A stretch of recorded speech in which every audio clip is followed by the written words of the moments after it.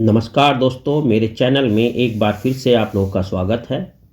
दोस्तों, मैंने अपनी पिछली वीडियो में मुग़लों के पतन के कारणों में से कुछ कारण आप लोगों को बताए थे।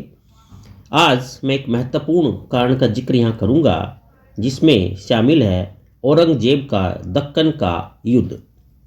दोस्तों, ये जो औरंगजेब का दक्कन का युद्ध था, ये मुग़ल साम्राज्य के पतन में एक काफ़ी बड़ा कारण सिद्ध हुआ।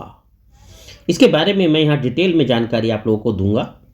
आप लोग जुड़े रहिएगा और धैर्य से सारी बातें सुनना और एनालिसिस करना, और कमेंट करके ज़रूर बताना कि आप लोगों को कैसा लगा। तो चलिए मैं स्टार्ट करता हूँ। मुग़ल साम्राज्य के पतन का एक महत्वपूर्ण कारण औरंगजेब का दक्कन का युद्ध।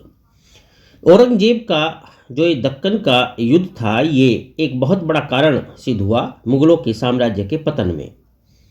इस अंतहीन युद्ध ने खजाना खाली कर डाला था। सरकार दिवालिया हो गई थी। वेतन न मिलने से भूखे सैनिकों ने बगावत कर दी थी। मराठा प्रदेश में न कोई वृक्ष बचा, न कोई फसल। उनके स्थान पर चारों ओर मानवों तथा जानवरों की हड्डियां बिखरी पड़ी थी। ये इस बात से पता चलता है कि ये युद्ध कितना लंबा और भयानक रहा होगा। सन 1702 से 1704 के 2 वर्षों में प्लेग और अकाल के कारण 20 लाख से अधिक लोग मारे गए थे। दक्कन के युद्ध ने उत्तरी भारत के प्रशासन तथा अर्थव्यवस्था पर काफ़ी प्रभाव डाला। राजधानी से औरंगजेब की लंबी अनुपस्थिति ने, यानी औरंगजेब जो है इस युद्ध में इतने व्यस्त थे कि उत्तर भारत में, यानी जो उनकी राजधानी थी, उससे वे एक लंबे समय तक वहाँ पर नहीं उपस्थित रहे, वहाँ से अनुपस्थित रहे। तो इस प्रकार से राजधानी से लंबी अनुपस्थिति के कारण प्रांतों के साथ संबंधों में केंद्रीय सरकार कमज़ोर हो गई। प्रांतीय गवर्नरों, यानी जिनको सूबेदार भी कहा जाता था, ने उसकी देखरेख और नियंत्रण से मुक्त होने के कारण शाही सत्ता से डरना और उसका सम्मान करना बंद कर दिया था। प्रांतों का प्रशासनिक तंत्र कमज़ोर हो गया, क्योंकि वहाँ के बढ़िया सैनिक, ऊंचे अधिकारी और इकट्ठा किया हुआ धन दक्कन में भेज दिया गया था।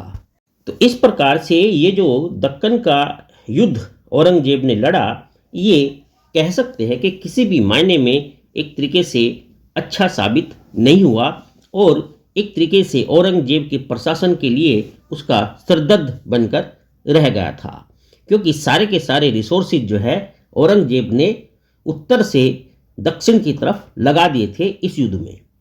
उत्तर के पुराने तथा अधिक स्थिर और शांत और खुशहाल प्रांतों का जो शासन था, वो छोटे अधिकारियों पे छोड़ दिया गया था। उनके पास जो सैनिक टुकड़ियां और आमदनियां थी, वे केंद्रीय सत्ता को बनाए रखने के लिए काफ़ी नहीं होती थी।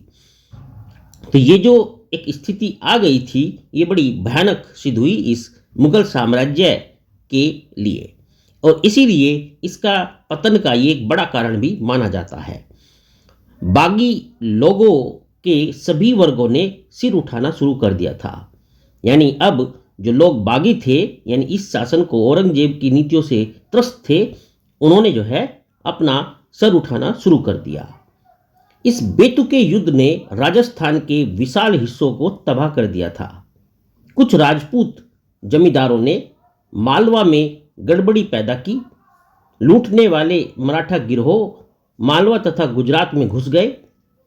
जाट आगरा क्षेत्र में हमले करने लगे। पंजाब में सिख मुगलों तथा पहाड़ी राजाओं से लड़ने लगे, और इसी प्रकार से बंगाल में अंग्रेज व्यापारियों और मुगल अधिकारियों के बीच जो है झड़पें होने लगी। अपने दक्कन प्रवास में औरंगजेब उन प्रांतों के शासन पर अपनी पकड़ खो बैठे जो मुगल साम्राज्य की रीढ़ की हड्डी थे। तो इस प्रकार से देखा जाए तो लगातार युद्धों के कारण मुगल साम्राज्य की आय का एक बहुत बड़ा हिस्सा सेना पर खर्च होता था। तो दोस्तों इस प्रकार से ये जो दक्कन का युद्ध लड़ा गया, ये बहुत ही हानिकारक सिद्ध हुआ मुगल साम्राज्य के लिए और मुगल साम्राज्य के पतन का एक महत्वपूर्ण कारण साबित हुआ। तो दोस्तों ये थी कुछ जानकारी दक्कन के युद्ध को लेकर कि किस प्रकार से औरंगजेब का ध्यान जो है उत्तर भारत से हटकर दक्षिण भारत की तरफ चला गया और मुगल साम्राज्य में एक तरीके से तितर बितरता आनी शुरू हो गई। और इस युद्ध की वजह से जो दक्कन में लड़ा गया वो जो काफ़ी लंबा युद्ध था, इससे मुगल साम्राज्य के जो प्रशासन था वो कमज़ोर पड़ता चला गया।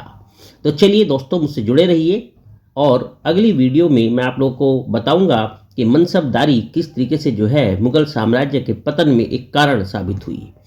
चलिए, आपका मुझसे जुड़े रहने के लिए, चैनल को सब्सक्राइब करने के लिए धन्यवाद। अपना ध्यान रखना। आपका दिन शुभ हो।